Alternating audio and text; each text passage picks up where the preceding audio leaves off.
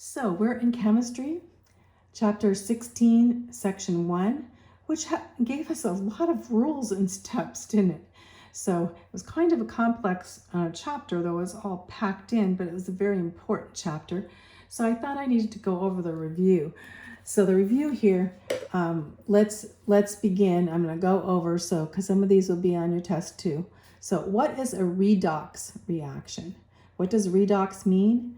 A redox has to do with the electron configuration of reacting substances. Redox means what? Reduction and oxidation, right? Oxidation, reduction. That's a redox reaction. And that is means how the electrons are configured. Not too hard. Compare and contrast oxidation and reduction.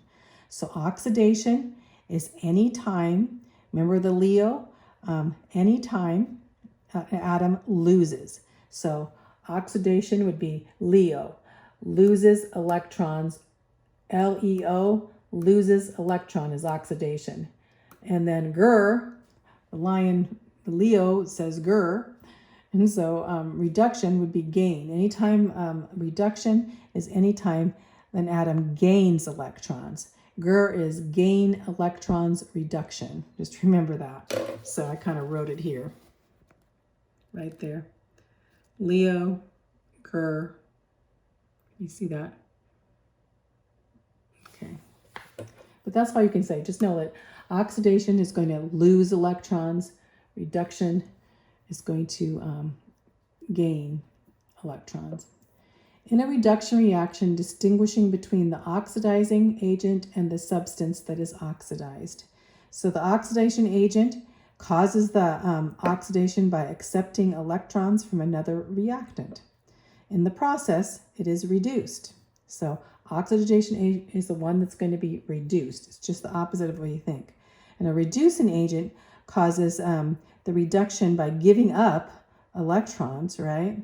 So in giving up this, the reducing agent for another reactant to accept. So we know oxidation agent is the substance, that is oxidized.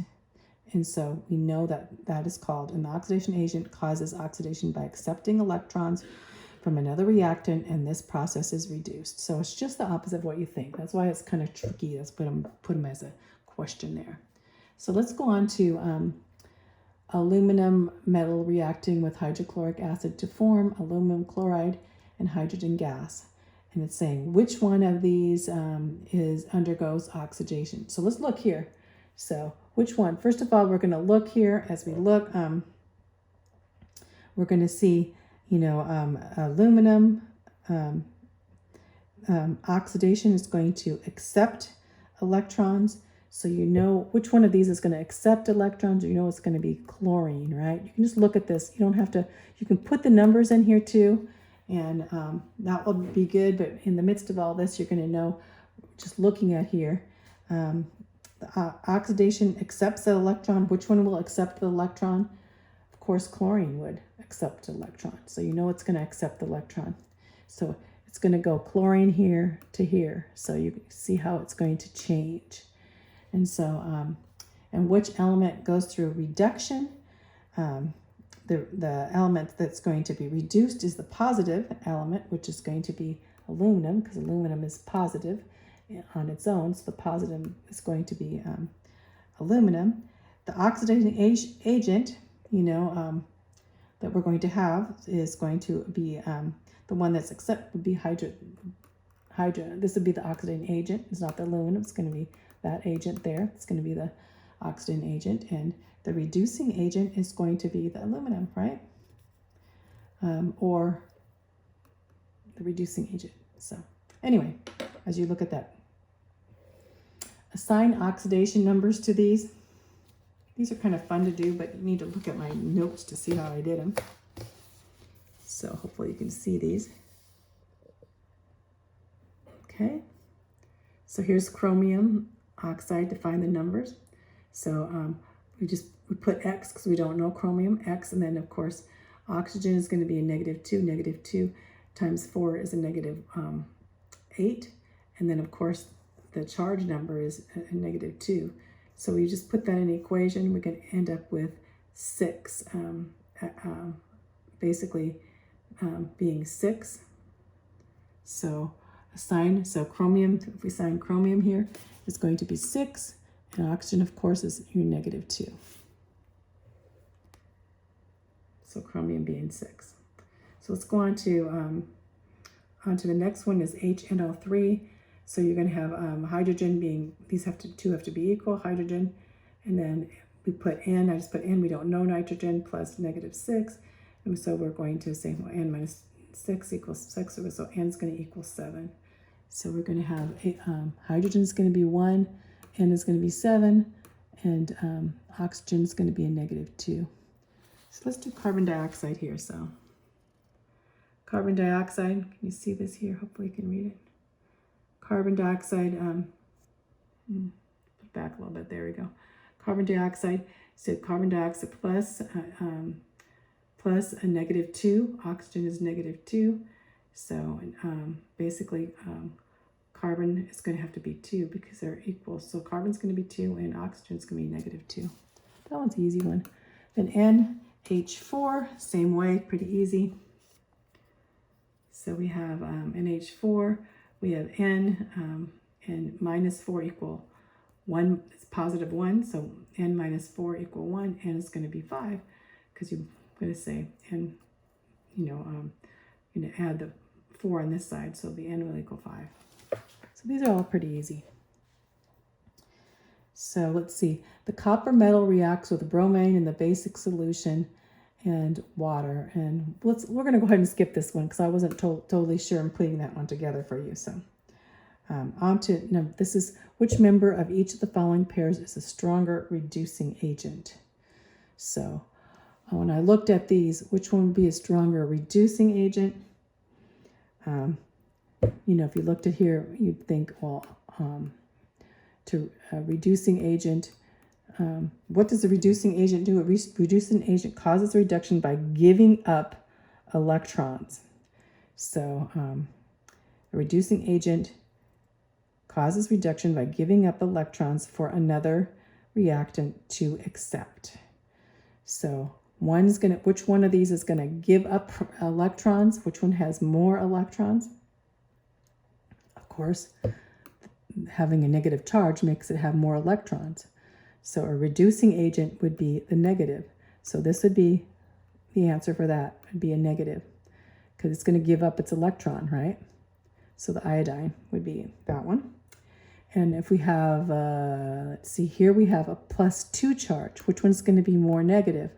Well, this one's positive already, so this one's going to be more negative. So this one's going to be the reducing agent.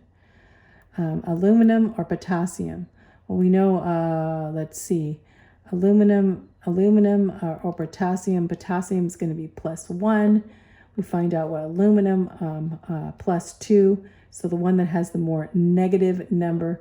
So I would say the more negative number would be K, because it's going to be a +1, and this will be +2, I think. So anyway, and here we have a +2, a positive number. Which one's more negative?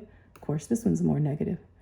Look at this here. Which one's more negative? This doesn't have a charge, 0 charge. This has a -2. So the negative one is going to be the one that's the reducing agent that has the stronger. Again, reducing agent does the reducing, but it doesn't get reduced, but it gets oxidized. So it's kind of opposite. A reducing agent causes the reduction by giving up electrons. So the reducing is going to have more electrons to give up. That's all you need to know by that. So a beaker, number 5, let's do. A beaker takes a strip of metal, contains a strip of nickel, a strip of nickel and aluminum sulfate. And the beaker B has a strip of aluminum and in a solution of nickel. Tell which happens and which one has the reaction and which one doesn't have the reaction. That's what they're talking about. So let's go back. We have nickel and aluminum.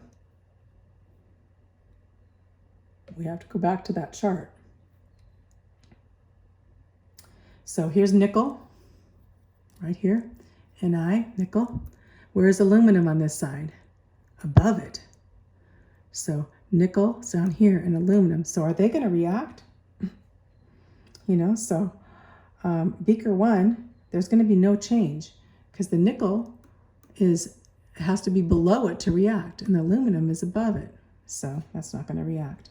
So now let's look at the beaker B, which is aluminum and nickel. So aluminum. So let's look at where the aluminum is. Right here is aluminum.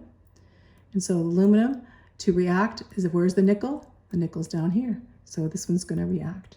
So beaker B would be displaced and have oxidation, but beaker A wouldn't. See, I just basically looked them up on the...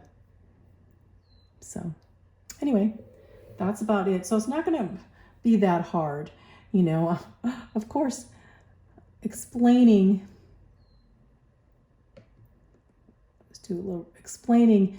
how to balance the equations here. You just go by these rules here, and one by one, and it gets a little bit complicated, especially if you're trying to follow along with their work, but just doing it yourself, you find it's not as hard as you thought. But it's just taking these rules and one by one going through them to find out how to balance an equation. And of course, the other is going through the summary rules for assigning oxygenation number. Basically, that oxygenation number of any uncombined element is going to be 0. Oxidation number of a mono atom, just basic like sodium chloride, is going to be equal to its charge. And hydrogen is going to be +1, oxygen is going to be -2, and halogens are going to be -1. And alkali and alkaline metals and those aluminum, they're just going to have their valence electrons unless they're in a molecule with other ones. Then you're going to have to figure them out. And that's how we did the algebraic sum of the oxygenation number. Take the oxygen number or the hydrogen number, and then you're going to add them up and find out what the valence on the polyatomic number is. And so we did a bunch of these. So that's what you're going to have to know. That one more than balancing, although you know how to balance. And balancing, in balancing equation, you're going to have to either add water or hydrogen at the end here to balance them out. So this gets a little bit complicated, but you can do it.